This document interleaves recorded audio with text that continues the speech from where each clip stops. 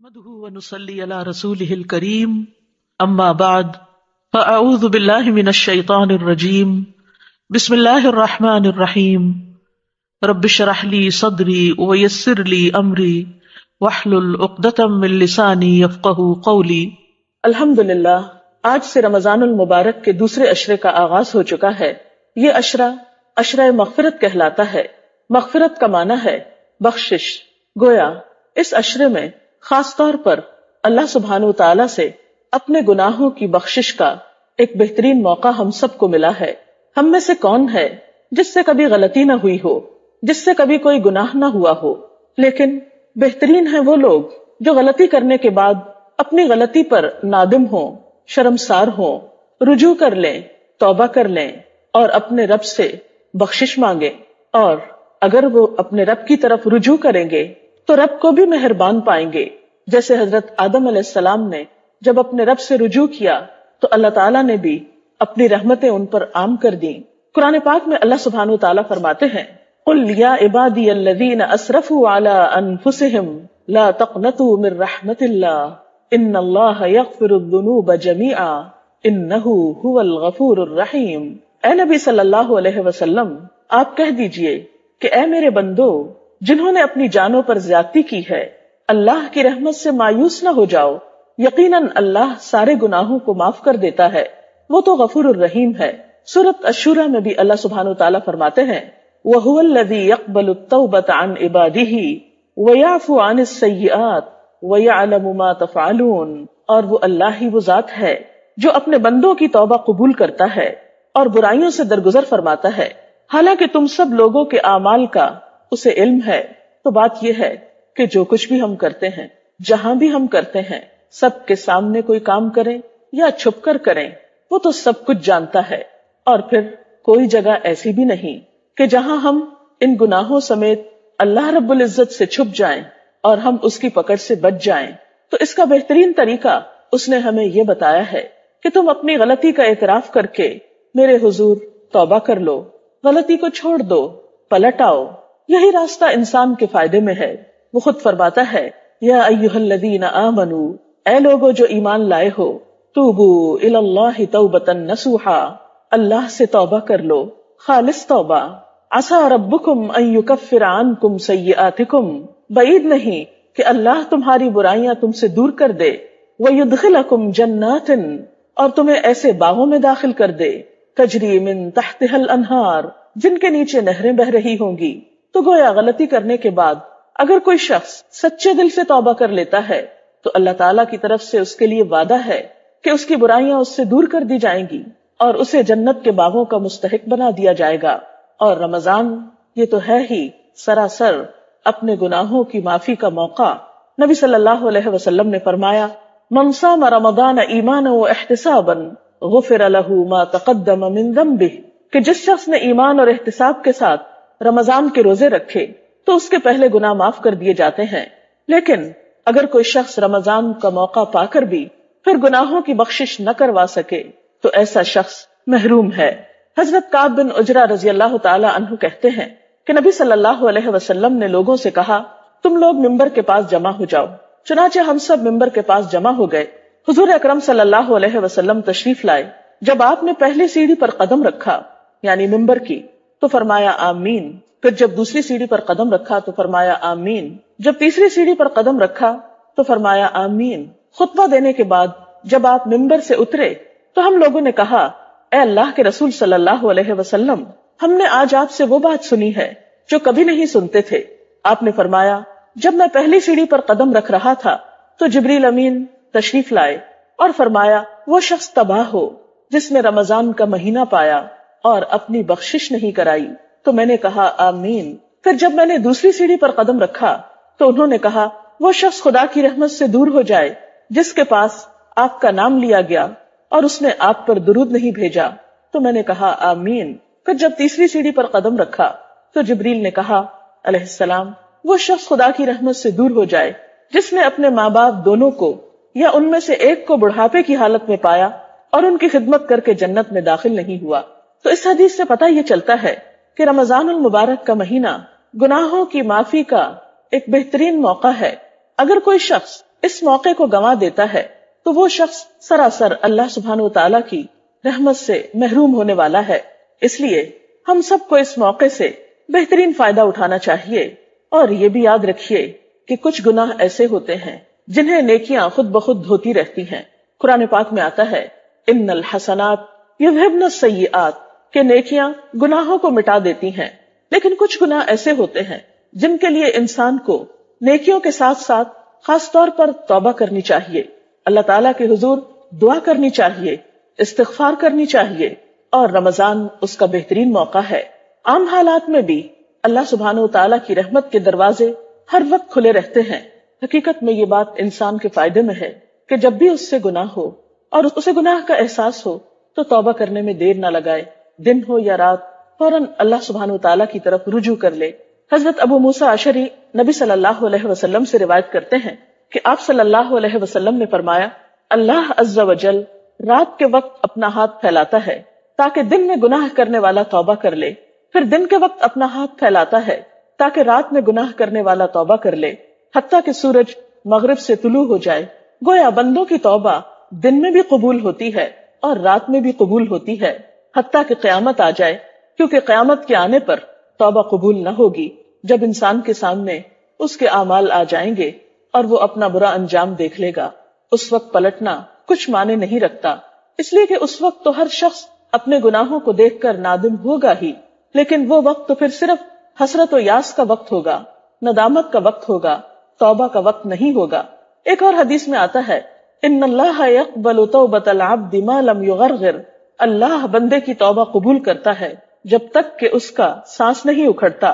توبہ کی شرائط میں سے اہم ترین شرط یہ ہے کہ انسان اپنے گناہ کا اعتراف کرے، کیونکہ اگر کوئی شخص گناہ پر اصرار کرے اور گناہ کو گناہ ہی نہ سمجھے، اپنی غلطی کو غلطی ہی نہ مانے، تو ایسے شخص کے لیے توبہ نہیں۔ حضرت عائشہ رضی اللہ تعالی عنہا کہتی ہیں کہ رسول اللہ صلی اللہ علیہ وسلم نے فرمایا، بندہ جب اعتراف گناہ کے ساتھ توبہ کرتا ہے تو اللہ تعالیٰ اس کی توبہ قبول فرماتا ہے۔ پھر اسی طرح آپ صلی اللہ علیہ وسلم جو کہ گناہوں سے پاک تھے، معصوم تھے، لیکن اس کے باوجود دن میں کئی بار توبہ کیا کرتے تھے۔ نبی صلی اللہ علیہ وسلم نے فرمایا، لوگو اللہ کی طرف توبہ کرو اور اس سے بخشش طلب کرو، بے شک میں ایک دن میں 100 مرتبہ توبہ کرتا ہوں۔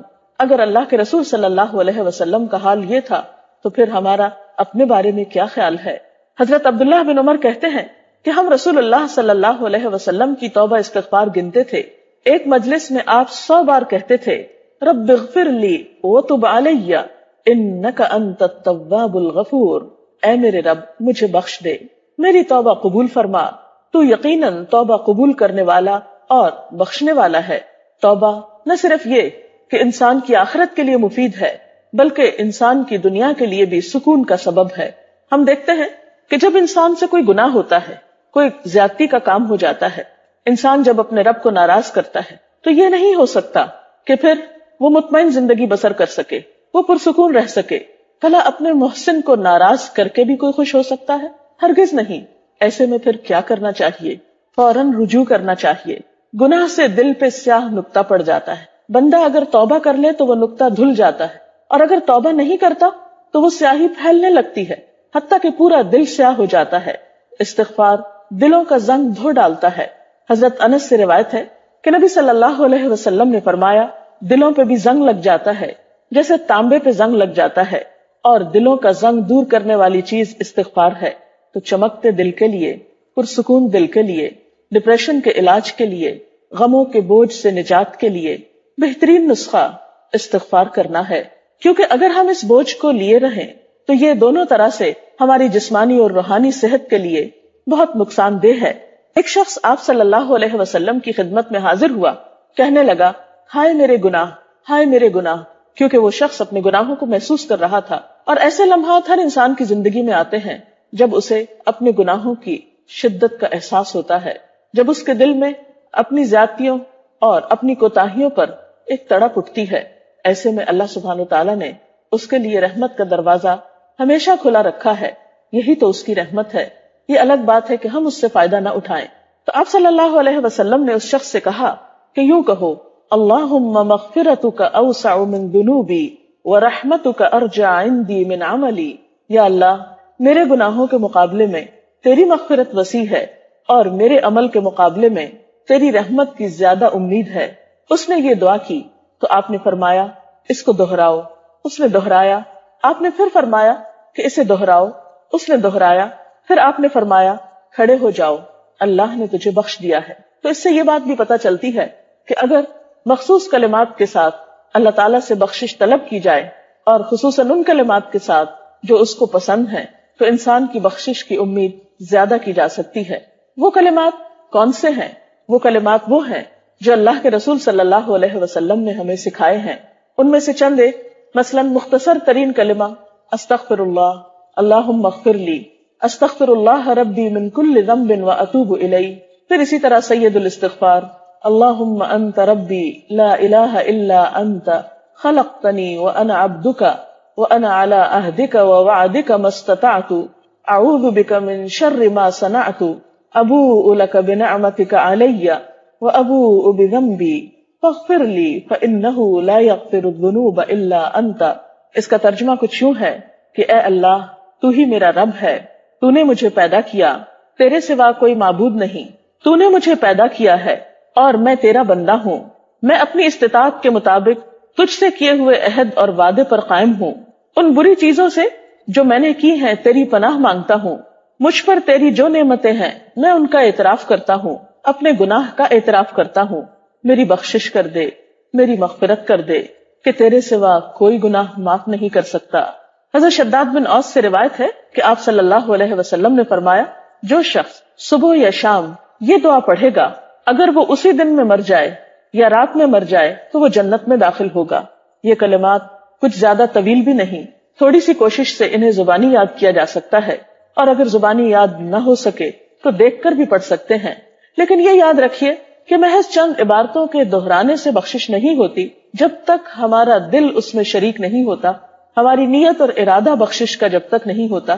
تو اس لیے اگر ہم واقعی چاہتے ہیں کہ ہم گناہوں کے بوجھ سے آزاد ہو جائیں اور ہم اللہ رب العزت کے قریب ہو جائیں، ہم اس کے نیک بندوں میں شامل ہو جائیں، اس کی جنت اور اس کی رحمت میں ہمیں پناہ ملے، تو اس کے لیے ضروری ہے کہ سب سے پہلے ہم اپنے گناہوں پر شرمندہ ہوں، پھر عہد کریں کہ آئندہ ہم یہ غلطی نہیں کریں گے، اور اس کے بعد اس سے بخشش کی دعا کریں تو امید ہے کہ اللہ رب العزت ضرور بخش دیں گے.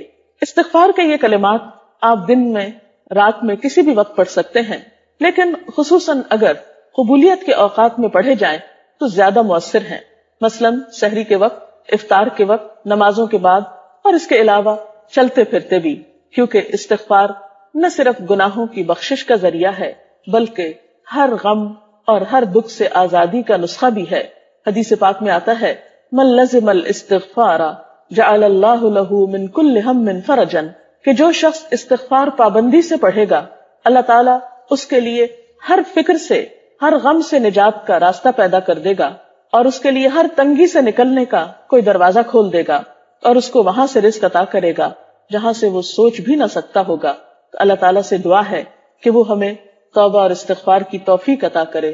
ہم سب کو کس نے پیدا کیا ہے؟ یقین ہے. زمین آسمان کو کس نے پیدا کیا؟ اللہ سبحانہ وتعالیٰ نے. ہم سب کون ہیں؟ مسلمان. مسلمان کس کس چیز پر ایمان رکھتا ہے؟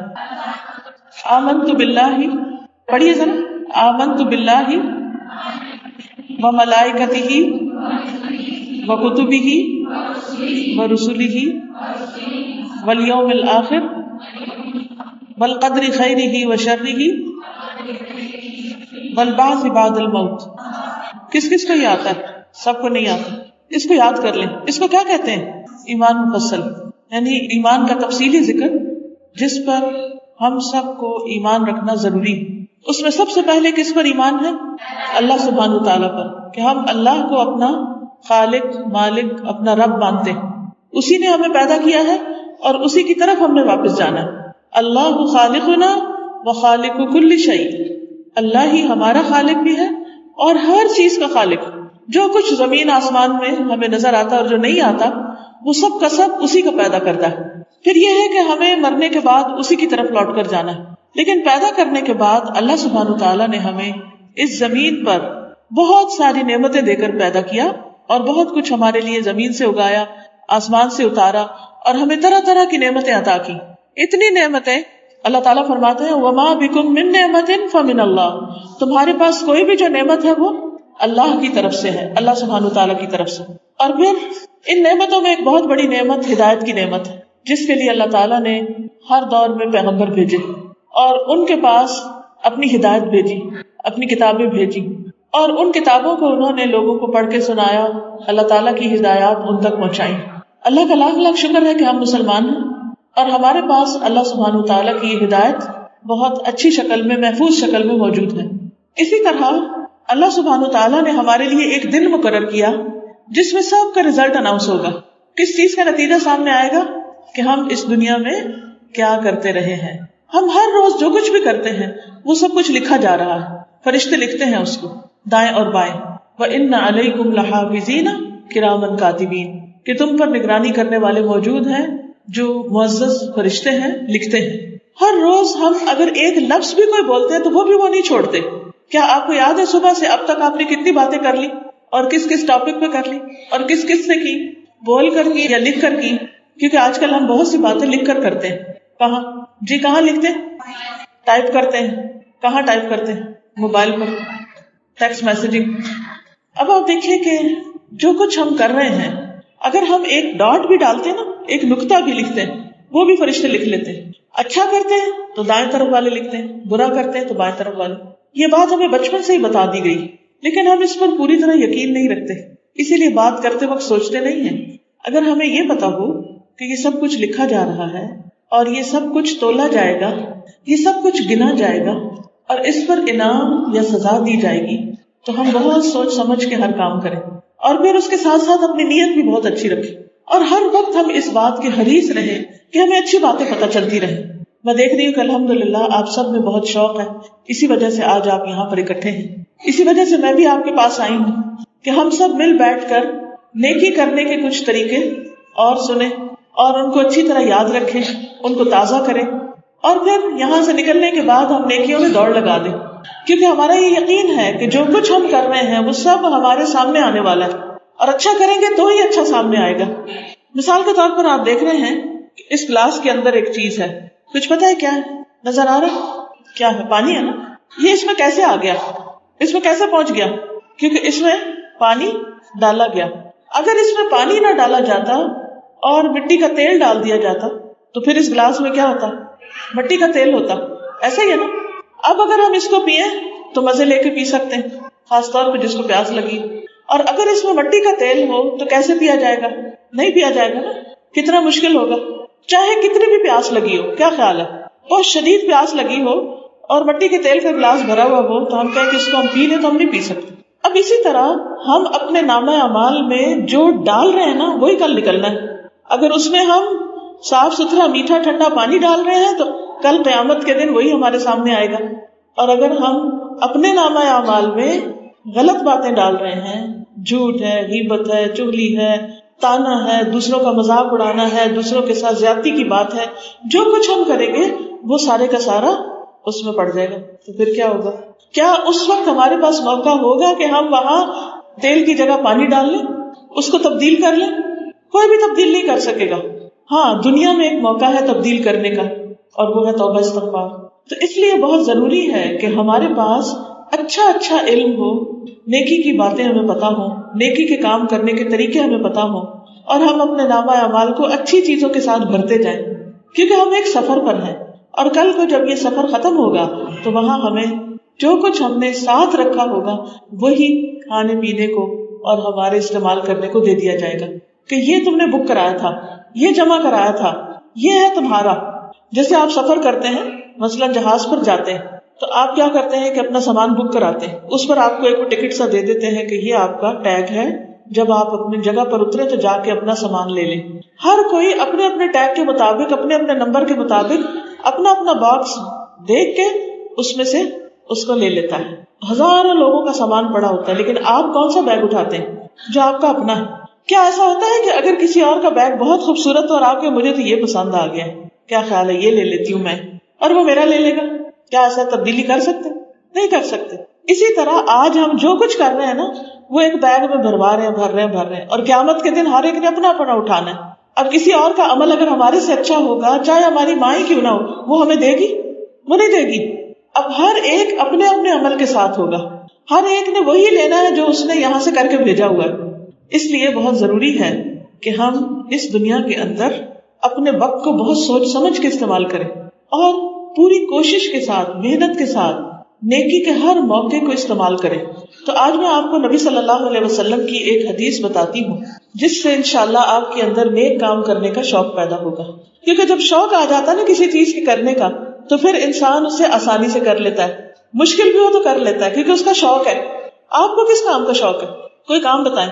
کس کس کو پکانے کا شوق ہے؟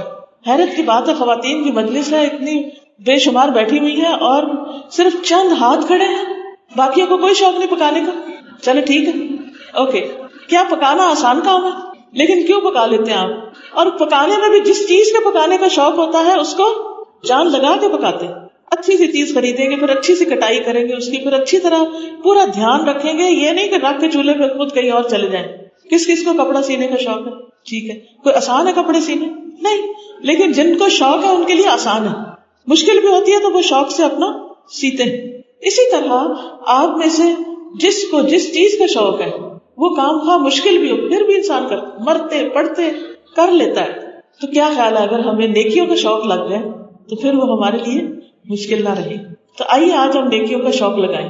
حدیث ہے بخاری اور مسلم کی، عن ابن عباس رضی اللہ عنہما عن رسول اللہ صلی اللہ علیہ وسلم فیما یرویہ عن ربہ تبارک وتعالی قال ان اللہ کتب الحسنات والسیئات ثم بین ذلك فمن ہم بحسنۃ فلم يعملها كتبها الله عنده حسنۃ کاملہ وان ہم بها فعملها كتبها الله عنده 10 حسنات الى 700 ضعف الى اضعاف كثيرة وان هم بسيئة فلم يعملها كتبها الله عنده حسنة كاملة وان هم بها فعملها كتبها الله سيئة واحدة.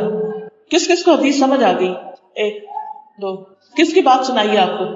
نبی صلی اللہ علیہ وسلم کی.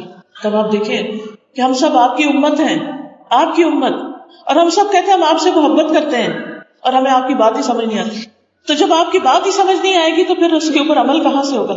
ٹھیک ہے ترجمہ ہوگا، کوئی بتائے گا، وہ بھی صحیح ہے، لیکن خوش قسمت ہے وہ جو ترجموں کے بغیر ڈائریکٹ نبی صلی اللہ علیہ وسلم کی بات سمجھ لیں.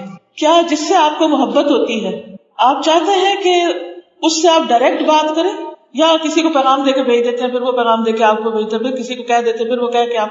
ایسے مزہ آتا ہے؟ یہ ڈائریکٹ بات کرنے سے آتا ہے.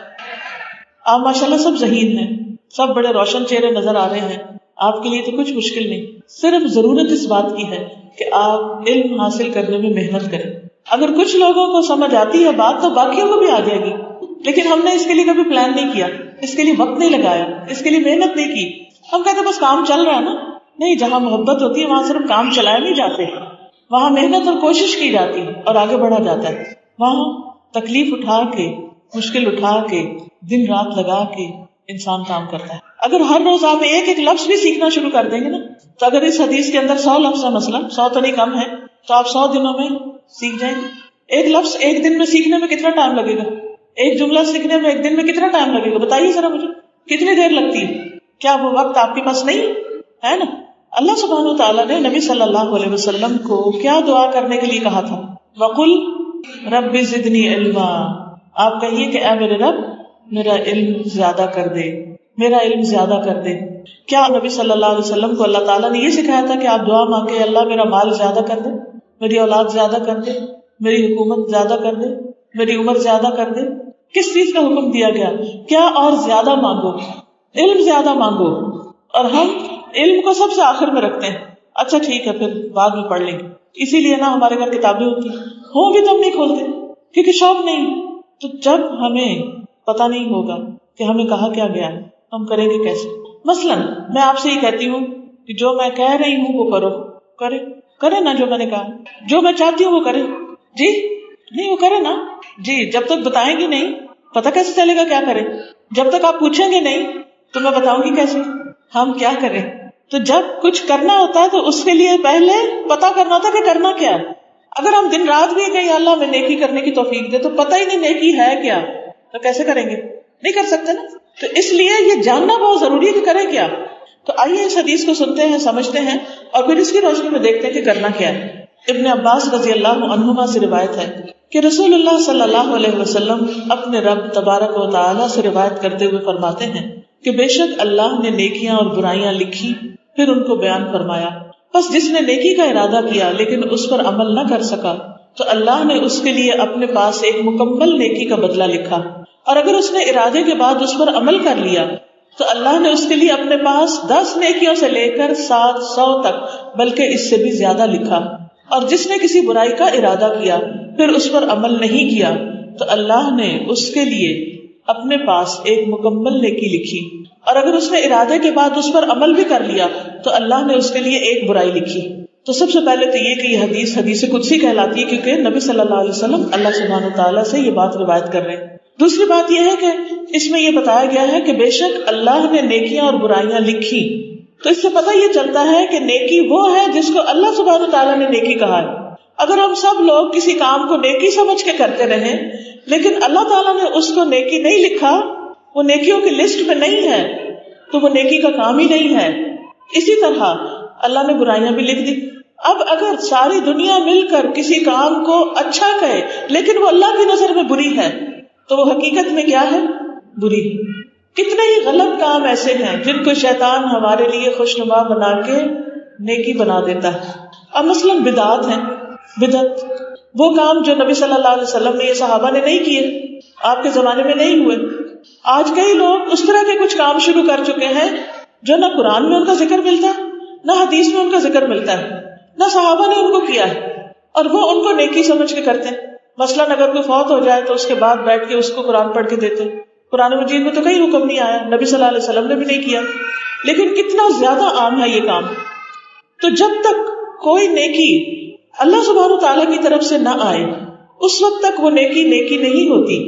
اور اسی طرح جب تک کسی کام کو وہاں برا نہ کہا جائے اس وقت تک کوئی کام برا نہیں ہوتا. کیونکہ بعض اوقات آپ اچھا کام کر رہے ہوتے ہیں اور لوگ آپ کو کرٹیسائز کرتے ہیں، برا بھلا کہتے ہیں، تو اس پر آپ دل چھوڑ بیٹھتے ہیں کہ پتہ نہیں میں ٹھیک کر رہی ہوں کہ نہیں. تو کیا ہمیں لوگوں سے پوچھنا ہے کہ ہم ٹھیک کر رہے ہیں یا نہیں؟ کیا خیال ہے؟ کس سے پوچھنا چاہیے؟ اللہ تعالیٰ سے. کیسے پوچھیں گے؟ کوئی ٹیلی فون لائن ہے آپ کے پاس؟ قرآن مجید سے پتہ کریں گے، نبی صلی اللہ علیہ وسلم کی حدیث سے پتہ کریں گے، ان لوگوں سے پوچھیں گے جو قرآن و سنت کو جانتے ہیں کہ کیا یہ کام نیکی کا ہے یا نہیں. تو اللہ تعالیٰ نے نیکیاں اور برائیاں لکھ دی، پھر ان کو بیان فرمایا. کہاں؟ قرآن و سنت کے ذریعے. بس جس نے کسی نیکی کا ارادہ کیا لیکن اس پر عمل نہ کر سکا تو اللہ نے اس کے لیے اپنے پاس ایک مکمل نیکی کا بدلہ لکھا. کتنی خوبصورت بات ہے. آپ نے کسی اچھے کام کا ارادہ کیا لیکن آپ بیمار ہو گئے، یا آپ سفر پر چلے گئے، آپ نہیں کر سکے، یا آپ دنیا سے ہی چلے گئے. کیونکہ کئی دفعہ انسان کہتا ہے نا اچھا اب میں یہ کام کروں گا، میں یہ بھی کروں گا، ایک مسجد بنواؤں گا، ایک مدرسہ بنواؤں گا، اتنے طالب علموں کو پڑھاؤں گا، اتنے نفل پڑھوں گا، اتنی صدقہ خیرات کروں گا. کئی کام انسان سوچتا ہے لیکن بعض اوقات اس کے فوراً بعد انسان فوت بھی ہو جاتا ہے. اب چاہے اس نے نہیں کیا لیکن اس کی نیت اچھی تھی تو کیا ہوگا؟ نیکی لکھ دی جائے گی اس کے. یہ اللہ کی رحمت ہے، یہ اللہ تعالیٰ کا فضل ہے، یہ مہربانی ہے. کیا دنیا میں کوئی ایسی جاب ہو سکتی ہے کہ جس میں آپ کام نہ کریں اور آپ کو تنخواہ مل جائے؟ نہیں. یہ بندہ کہتا تھا میں آپ کے پاس کام کروں گا تو بیچارہ نہیں کر سکا تو چلو میں اس کی جاب لگا دیتا ہوں، میں اس کو تنخواہ دیتا رہتا ہوں. کتنے دفعہ ایسا ہوتا ہے کہ جب کوئی جاب پر فوت ہو جاتا ہے تو 1-2 مہینے یا کچھ کمپنیاں ذرا زیادہ بعد میں بیوی بچوں کو کچھ دیتی ہیں اور اس کے بعد ساری زندگی تھوڑی دیتی ہیں.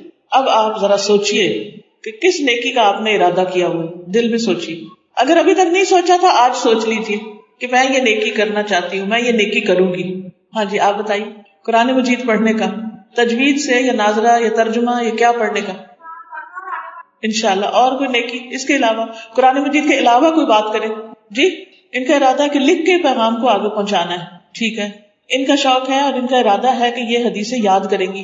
باقیوں نے کچھ ارادہ نہیں کیا، وہ کچھ ٹھیک ہے جیسے زندگی گزرتی رہے. آپ بتائیں اسپیسیفک. مثلا آپ اپنے ذہن میں سوچیں کہ میں اپنے پیسوں سے فلاں شخص کو، فلاں غریب بچے کو کپڑے لے کے دوں گی. مثلا یہ ایک نیکی کا ارادہ ہے. ٹھیک ہے، اس طرح سوچتے ہیں. بڑی بڑی باتیں نہیں کرتے. بڑی باتیں تو ساری زندگی چلتی رہتی. کسی ایک نیکی کی بات ہو رہی ہے یہاں پر. آپ دیکھیے اس میں، آپ دیکھیے کہ فمن ہم بحسنۃ، جس نے ارادہ کیا ایک نیکی کا، ایک مثلا میں فلاں غریب خاندان کو راشن دوں گی، فلاں کو کھانا کھلاؤں گی، فلاں کی تعلیم کا خرچہ اٹھاؤں گی مثلا، یا آپ کے پاس پیسے نہیں تو آپ جسمانی طور پر کسی کی مدد یا خدمت کرنا چاہتے ہیں، اس کا کوئی ارادہ، ٹھیک ہے، تو نیکی کا جب ارادہ کر لیا، مثلا کوئی بیمار ہے آپ کے خاندان میں، کوئی رشتہ دار آپ کا بیمار ہے، تو آپ ارادہ کرتے ہیں کہ آج میں نے اس کا پتہ کرنے جانا ہے، آج میں جاؤں گی یا کل جاؤں گی انشاءاللہ. پھر کیا ہوتا ہے، اس سے پہلے آپ خود ہی بیمار پڑ جاتے ہیں، آپ جا ہی نہیں سکتے. ایسے ہو جاتا ہے نا، کئی دفعہ ارادے ٹوٹ جاتے ہیں. تو اب کیا ہوتا ہے کہ جب وہ ارادہ کر لیا آپ نے اور پکا اور سچا کر لیا اور آپ نہیں کر سکے، اللہ تعالیٰ اس پر بھی نیکی لکھ دیتا ہے. ہمیں پھر کیا کرنا چاہیے؟ نیک کام کرنے کے ارادے کرتے رہنا چاہیے. مثلا آپ کی امی اکیلی ہوتی اور آپ چاہتے ہیں کہ جا کر ان کو وزٹ کریں، آپ سوچتے اچھا میں اس اتوار کو نا اپنی امی کے پاس جاؤں گی مثلا، لیکن آپ کسی وجہ سے مجبوری سے نہیں جا سکتے، آپ کے بچے چھوٹے ہیں یا آپ بیمار ہیں یا کوئی وجہ ہے. تو کئی دفعہ ایسا ہوتا ہے نا کہ دل میں ایک حسرت رہتی، کاش میں یہ کام کر سکوں، کاش میں یہ بھی کر لیتی. تو اللہ تعالیٰ اس پر نیکی دے دیتے ہیں آپ کو. کچھ لوگ ہیں وہ سوچتے بھی نہیں، اگر انہیں کہا جائے تو وہ کہتے نہیں ہم نہیں کر سکتے، ہم سے نہیں ہونا، ہم کر ہی نہیں سکتے، ارادہ ہی نہیں کرتے. تو کیا کرنا چاہیے؟ نہ نہیں کرنی چاہیے، ارادہ کر لینا چاہیے. جب آپ ارادہ کر لیں گے، نیت کر لیں گے، آپ کے دل میں وہ سچا خیال آئے گا کہ میں انشاءاللہ کروں گی اس کو، تو پھر اگر کسی مجبوری سے نہیں کر سکیں گے تو اللہ تعالیٰ اس کو بھی آپ کے لیے لکھ دیں گے. اور اگر کوئی شخص اپنے ارادے پہ عمل کر لیتا ہے، وہ کام کر لیتا ہے، مثلا آپ نے سوچا کسی بیمار کی خبر گیری کرنے جانا ہے، عیادت کرنے جانا ہے، اور آپ وہاں پہنچ گئے، آپ اس کا حال پوچھ آئے، وہ آپ کو دیکھ کر خوش ہو گیا. جب مریض کے پاس جاتے تو خوش ہو جاتے نا، کہ ہم ستائیں نہ اس کو بہت باتیں کر کے، لیکن اس کا حال پوچھ کے اس کی خدمت کر کے آئے، وہ اس کی تکلیف میں کمی ہوتی ہے. تو اللہ نے اس کے لیے اپنے پاس 10 نیکیوں سے لے کر 700، بلکہ اس سے بھی زیادہ لکھا، 10 سے لے کر 700، اتنا زیادہ اجر. اور جس نے کسی برائی کا ارادہ کیا، مثلا نہیں کہ میں فلاں سے نہیں بولوں گی، بہت غصہ آیا آپ کو اور آپ کہتے میں نے اس سے بولنا نہیں، پھر بعد میں آپ کو اللہ کا ڈر لگ جاتا ہے کہ نہیں اللہ تعالیٰ ناراض ہوں گے، تو آپ ارادہ چھوڑ دیتے، اس پر عمل نہیں کیا، تو اللہ تعالیٰ نے اس کے لیے اپنے پاس ایک مکمل نیکی لکھ دی کہ اس نے ایک غلط کام کا ارادہ کیا تھا پر اللہ کے ڈر سے چھوڑ دیا، تو اس پر بھی انعام دیتے ہیں اللہ تعالیٰ. کئی دفعہ ایسا ہوتا ہے نا کہ ہم ارادہ کرتے ہیں کہ اس کو لگاتے ہیں دو اور اس کو سناتے ہیں یہ اور اس کے ساتھ یہ کریں گے، یا آپ کسی کو کوئی غصے میں بات کہنا چاہتے پھر آپ اپنا منہ روک لیتے ہیں.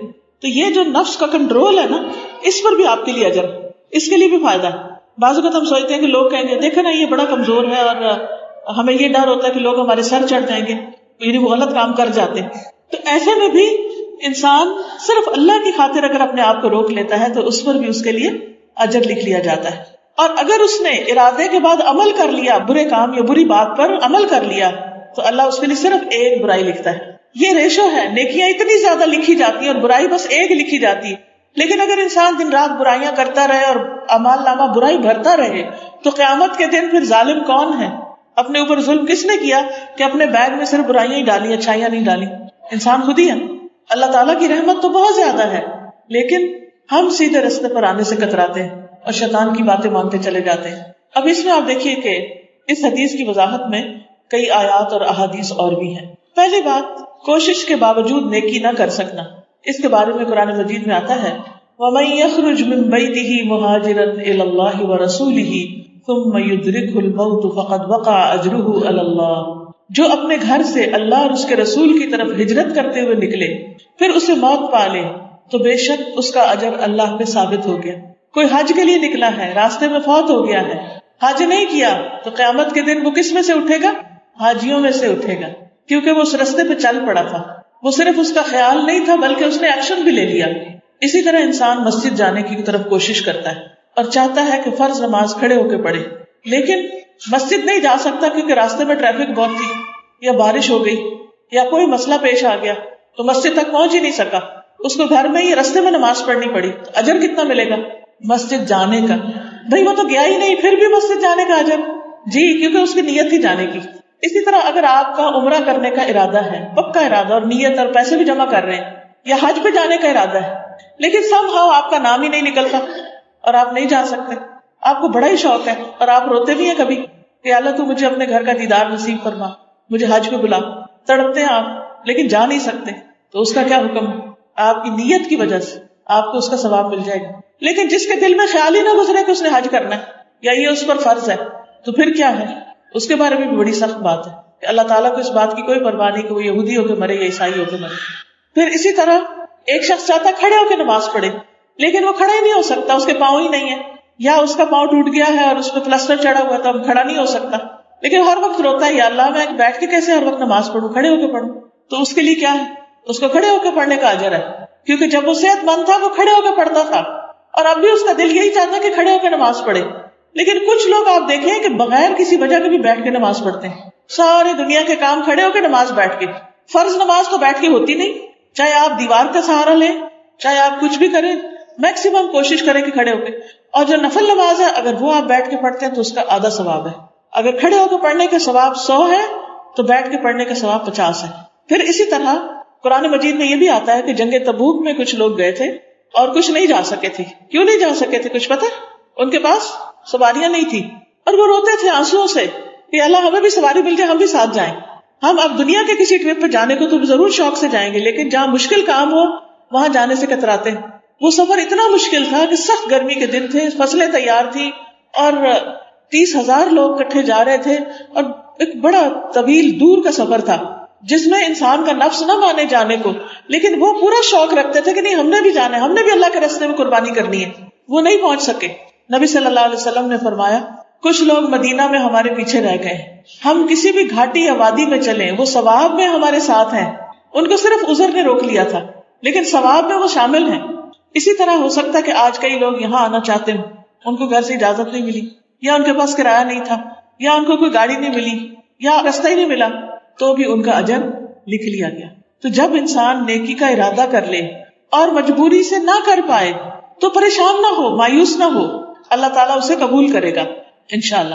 اسی طرح جو کام آپ خود نہیں کر سکتے آپ کسی اور کو کرنے کا موقع دے دیتے ہیں، اس کو سپورٹ کر دیتے ہیں، اسے راستہ دکھا دیتے ہیں، اس کا اجر بھی آپ کو مل جائے گا. مثلا حدیث میں آتا ہے جس شخص نے اللہ کے راستے میں غزوہ کرنے والے کو سامان دیا گویا وہ خود غزوے میں شریک ہو گیا، اور جس نے خیر خواہی کے طریقے پر غازی کے پیچھے اس کے گھر بار کی نگرانی کی وہ ایسے ہی جیسے خود غزوے میں شریک ہوا.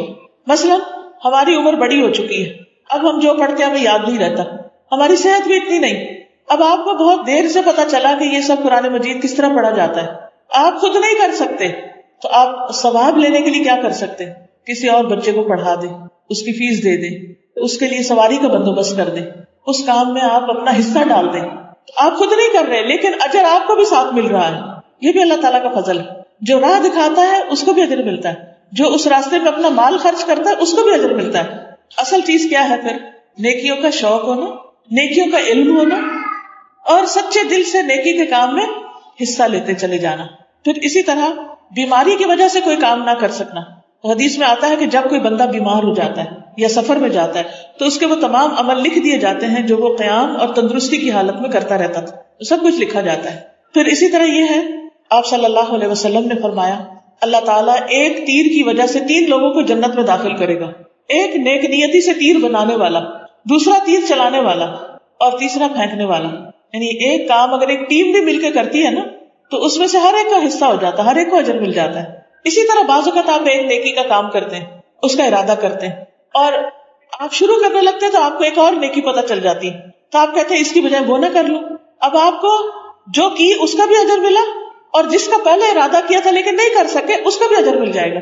اب دیکھیے اللہ تعالیٰ تو اپنی رحمتیں عام کرنے کے لیے ہر وقت تیار ہے، وہ موقع پہ موقع دیتا چلا جا رہا ہے، لیکن یہ ہماری کمزوری ہے، ہماری کوتاہی ہے کہ ہم اس موقع سے فائدہ نہیں اٹھاتے. پھر اس میں ایک آتا ہے کہ ایک شخص رسول اللہ صلی اللہ علیہ وسلم کے پاس آیا اور کہا کہ اللہ کی رضا اور آخرت کے لیے میں آپ کے ساتھ مل کے جہاد کرنا چاہتا ہوں، اس نیت سے آپ کے پاس آیا ہوں، لیکن جب میں آیا تو میرے ماں باپ رو رہے تھے کیونکہ وہ اکیلے تھے. تو آپ نے فرمایا واپس جا کر انہیں ہنساؤ، خوش کرو جس طرح تم انہیں رلا کر آئے. یعنی اس کام کا تمہیں نیت کا اجر مل جائے گا اور جو اس سے زیادہ اہم کام ہے تمہارے پاس، کیونکہ بعض اوقات ماں باپ بوڑھے ہوتے ہیں، وہ دھوپ میں پڑے تو انہیں کوئی چھاؤں میں بٹھانے والا نہیں، انہیں کھانا دینے والا نہیں، کوئی دوائی دینے والا نہیں، تو کتنی مشکل ہو جاتی ہے ان کو، اور اولاد اور کاموں میں لگی رہتی ہے. تو اس پر کیا حکم ہے، کیا کرنا چاہیے؟ نیکی کا، دین کے کام کا بھی شوق رکھنا چاہیے، لیکن اس کے ساتھ ساتھ ماں باپ کی خدمت پہلے نمبر پر آتی ہے. تو اللہ تعالیٰ اس خدمت کا بھی آپ کو اجر دے گا اور پھر وہ نیکی کا کام کرنے کا بھی اجر دے گا. لیکن ہاں اگر ماں باپ کے پاس کوئی اور ہے یا وہ اپنے آپ کو لک آفٹر کر سکتے ہیں تو پھر آپ اگر دین کے کام میں لگے ہوئے ہیں تو اللہ تعالیٰ آپ کو اس کام کا اجر دے گا، اور ماں باپ کے ساتھ جو اور کوئی نیکی آپ کر رہے ہیں اس کا بھی اجر دے گا. بعض اوقات ہم ماں باپ کو جسمانی خدمت نہیں دے سکتے لیکن ہم ان کی مال کے ساتھ خدمت کر دیتے ہیں، یا ہم کوئی نیک کام میں لگے ہوتے ہیں اور ان کے لیے صدقہ جاریہ بنتا ہے جو آگے ان کے کام آئے گا تو وہ ان کو ثواب ملے گا. تو نیت انسان کو ہر نیکی کی کرنی چاہیے، پھر اللہ تعالیٰ جس کا بھی موقع عطا کر دے. اسی طرح جو شخص تہجد کی نیت کر لے لیکن اتنی نیند آ جائے کہ اس کو ہوش ہی نہ رہے، جب اٹھے تو فجر ہو چکی ہو، تو اس شخص کو کس چیز کا ثواب مل جائے گا؟ تہجد پڑھنے کا. اور اس کی نیند اس کے لیے اس کے رب کی جانب سے صدقہ ہوگی.